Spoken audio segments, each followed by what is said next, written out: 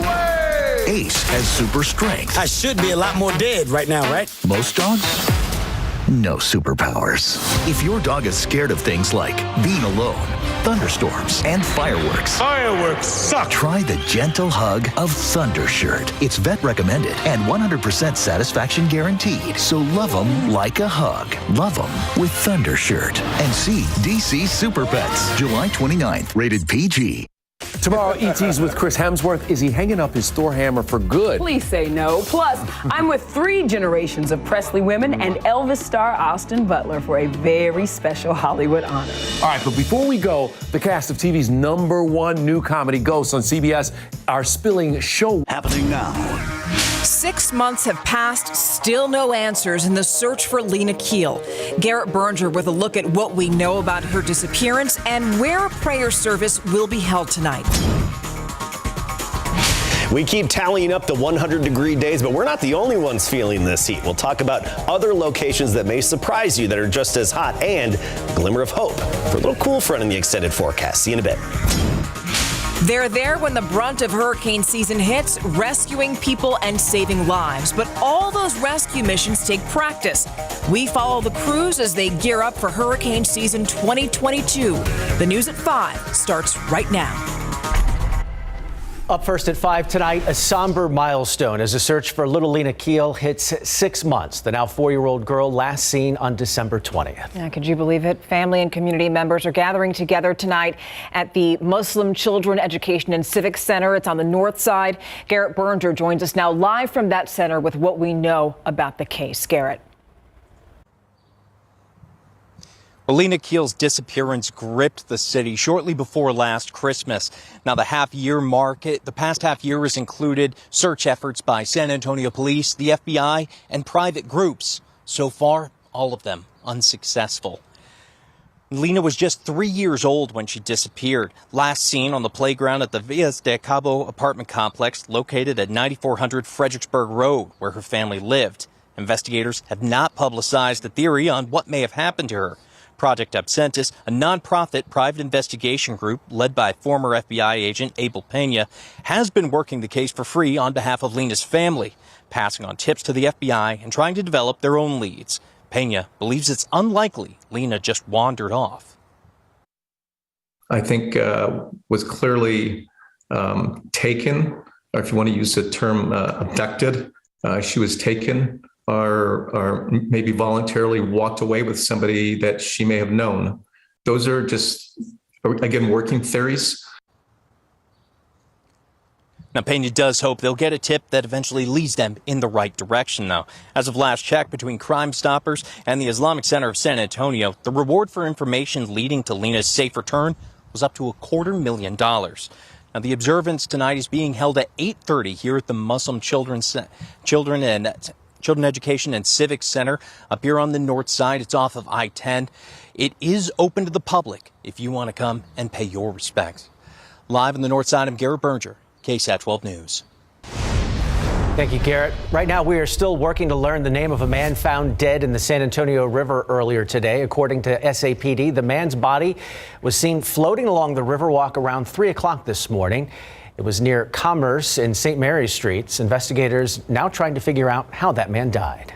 The Broward County Medical's examiner also trying to identify a man who was killed in a crash yesterday afternoon. That accident happening along Highway 90 and Zarzamora Street. A Ford F-150 struck a guarded rail and landed on its side, which you see right there. The driver, we're told, wasn't wearing a seatbelt and died at the scene. Tomorrow, the January 6th committee will have its 4th public hearing. The committee plans to reveal more evidence, it says, shows former President Donald Trump pressuring state officials to overturn the results of the 2020 election. ABC's Justin Finch with more.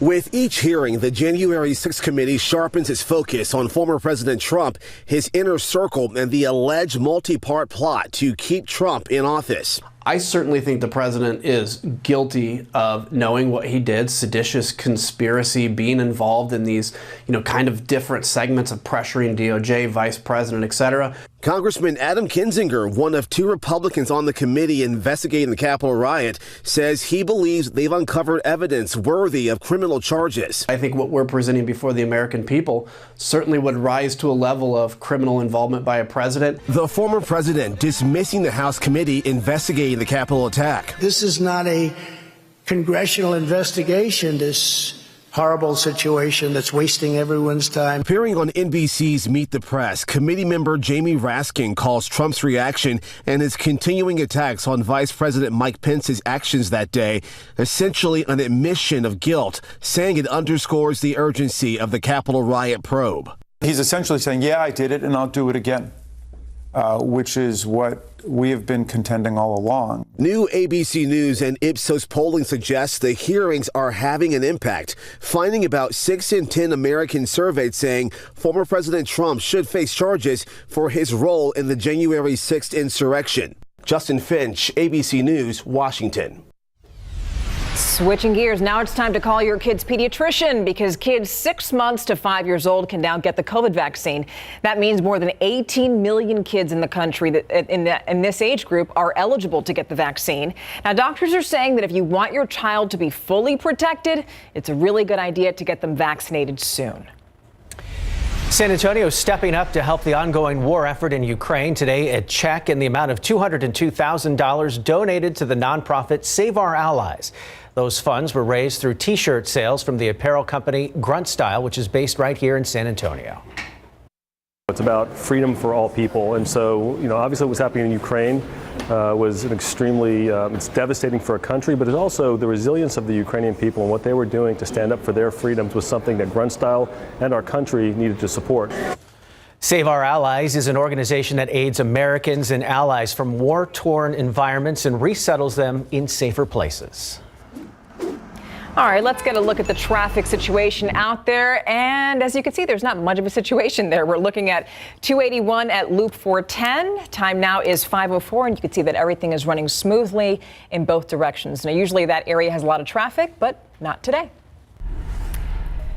So there's a downside to all of the sunny weather that we've been seeing. Tomorrow, the city of New Braunfels is going to enter Stage 3 water restrictions. So that means that utility customers can only water one day every other week. And your day is determined by the last digit in your street address. Now, here's what is allowed. Hand watering using a soaker hose or drip irrigation. You can do those things any day before 10 a.m. and after 8 p.m. New Braunfels hasn't been under Stage 3 restrictions since 2015. And EAA permit holders are under Stage 3, but SAWS customers, the vast majority of us in San Antonio, are still Stage 2 watering restrictions, and that's once a week with the 7 to 11 rule. Today, 100 degrees, another triple-digit day. That marks 17 triple-digit days so far this year. Del Rio 103, Eagle Pass 102, along with Floresville. Yeah, we're feeling the heat. Bernie, we're shaving off a few degrees there at 96 and Canyon Lake at 98. Going through the evening, increasing humidity, a southeasterly wind at 5 to 15, but warm. 10 o'clock, still 87 degrees. You know what, though, Tim? There is a glimmer of hope for some rain along with a weak cool front in the extended forecast. We'll talk about that in a bit. We'll look forward to that, Adam. Meanwhile, that summer heat creating more demand for electricity.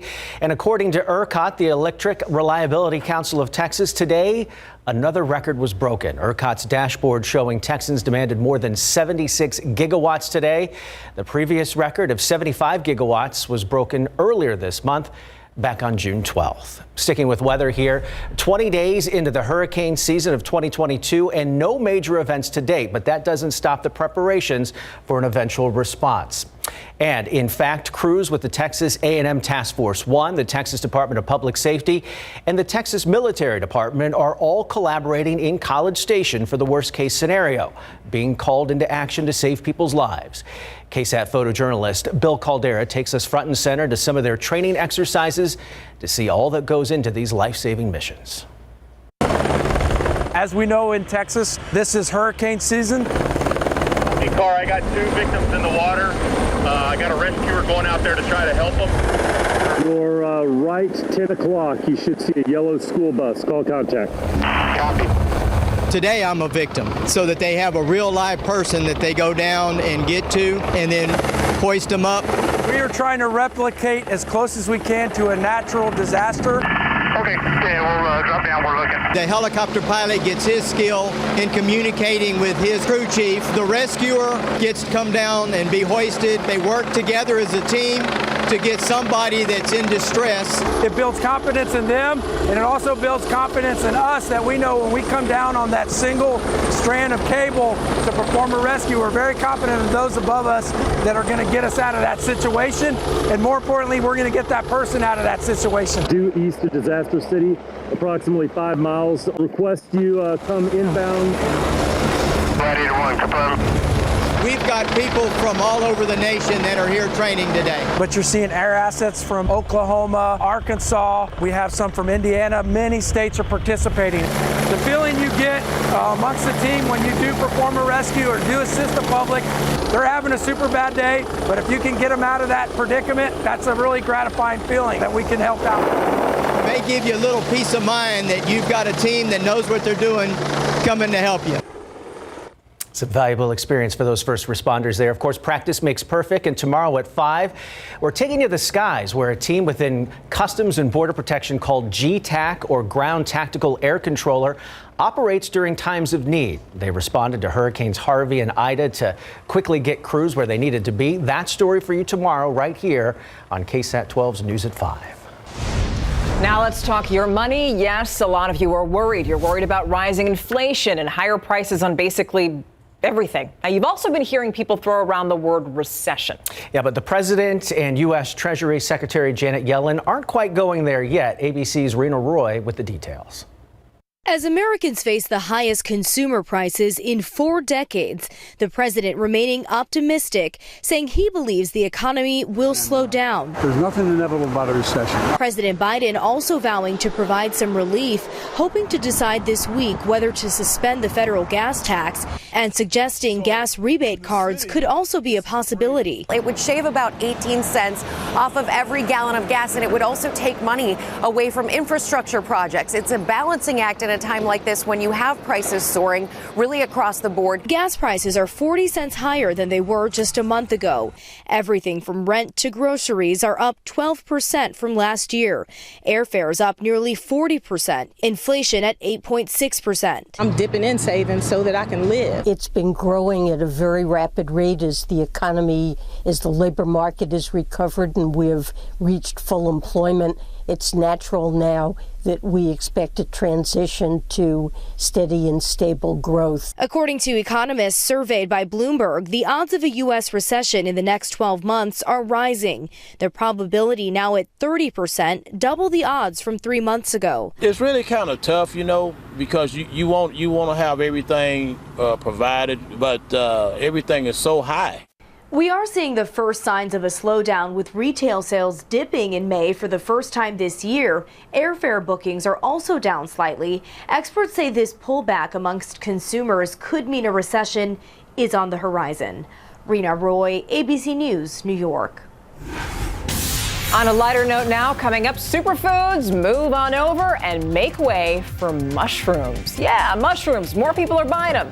Sales have gone up, and it's not just better marketing coming from the mushroom sellers. It's also because of the health benefits, from salads to stir fries, supplements. Why you might want to chow down on mushrooms. Coming up.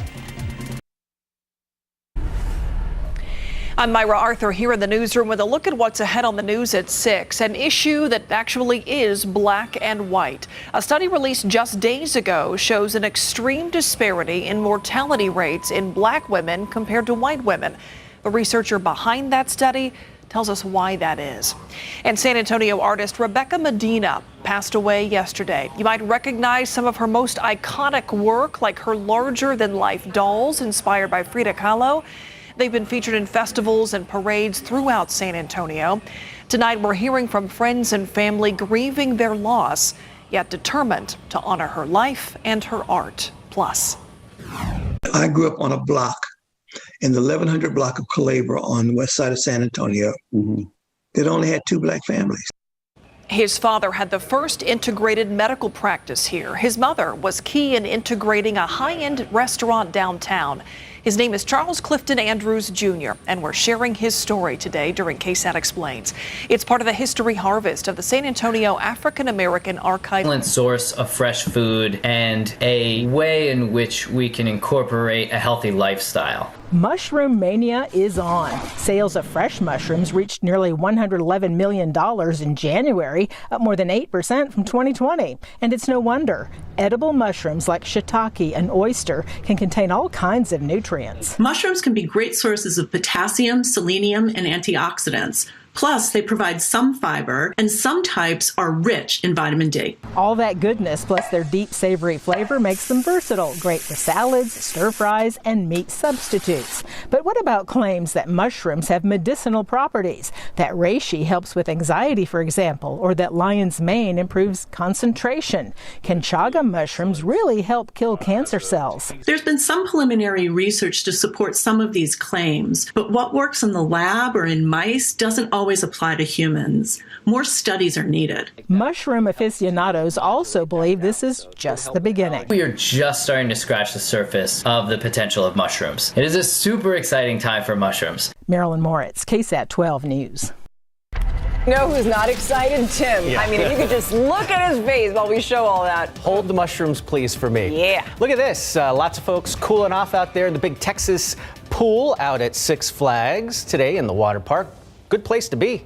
Yeah, 99 you can find some degrees shade around there. Oh, yeah, if you can find some shade or just lounge in the pool and soak and try to spend time out of the direct sunlight. And I do want to talk about what's coming down the line here. Record challenging heat. I know we've been saying that for a few months now, but that's going to be the case again this week. We'll be within a degree of some record high temperatures, and I do expect to at least tie one of them over the next 7 days. Also, weak cool front is in the forecast. I mean, don't expect any big temperature changes, but it does give us a glimmer of hope for a little bit of rain. So let's get right to it. 98 degrees outside here. We've got the partly cloudy sky, some low patchy fair weather cumulus clouds, but also some higher clouds aloft. So it should be a pretty decent sunset for most of us out there this evening.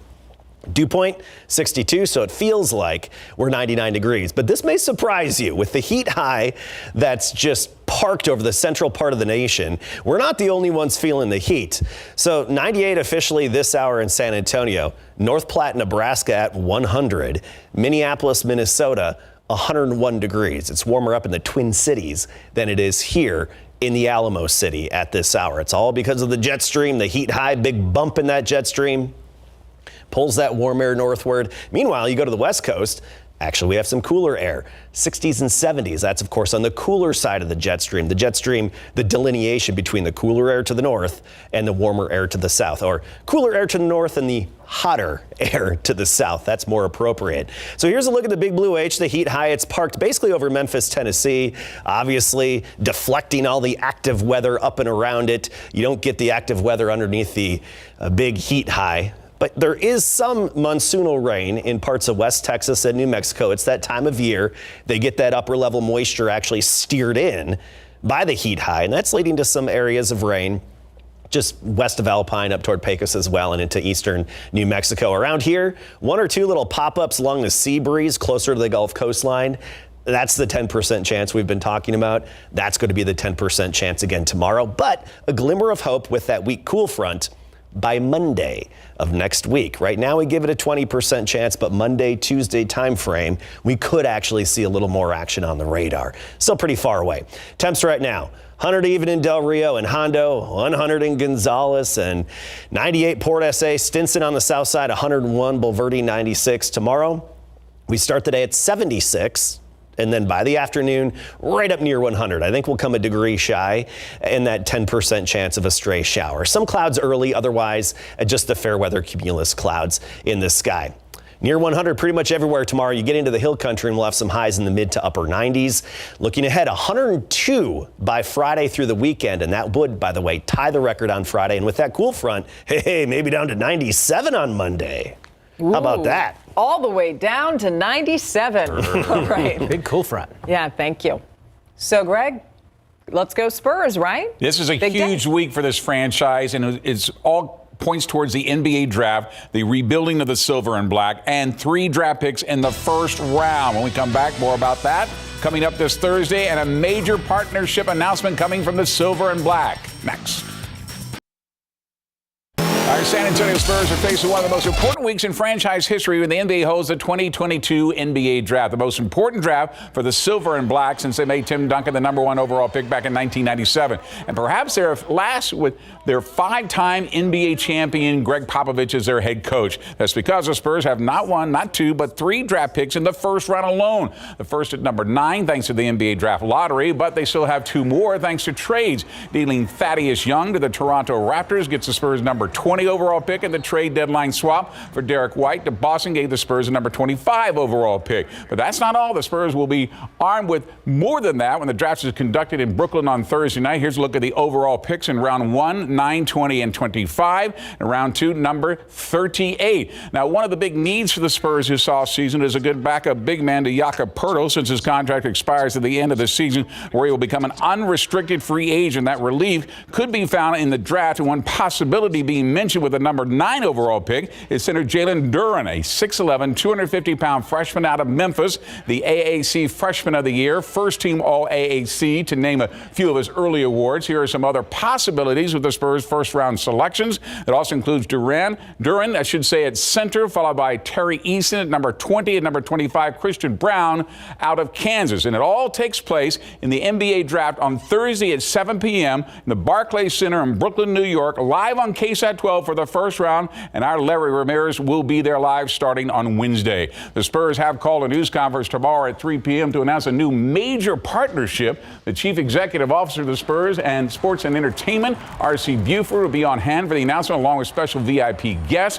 Remember, the naming rights to the AT&T Center expired after the 2021-2022 season, and the Spurs hired Legends Global Partnerships to represent the Spurs Sports and Entertainment and securing a new naming rights partner by the fall. For the past 20 years, the Spurs' home has been named the SBC Center and later AT&T Center when their headquarters were located here in San Antonio. That partnership paid the Spurs $40 million over 20 years, but at least one source tells us this is not that announcement tomorrow. Instead, it is a new uniform sponsor, but the naming rights will have to come to fruition before the fall of 2022, and that is literally right around the corner. But when I say the uniform sponsor, is that small patch the NBA allows teams now to sell for sponsorships. We'll stay tuned. Thank you. Thanks, Greg. We'll be right back. Here's your KSAT 12-hour forecast. 7 a.m., 76 degrees, mostly cloudy by the noon hour. A lot of sunshine, up to 91 degrees. And by the afternoon, about 4 o'clock is when we should hit 99, right near 100 with that 10% chance or the off chance of a stray pop-up shower in the afternoon, mainly closer to the Gulf Coast. All right, awesome. Well, thank you for watching the news at 5. World News is next. We'll see you back here at 6.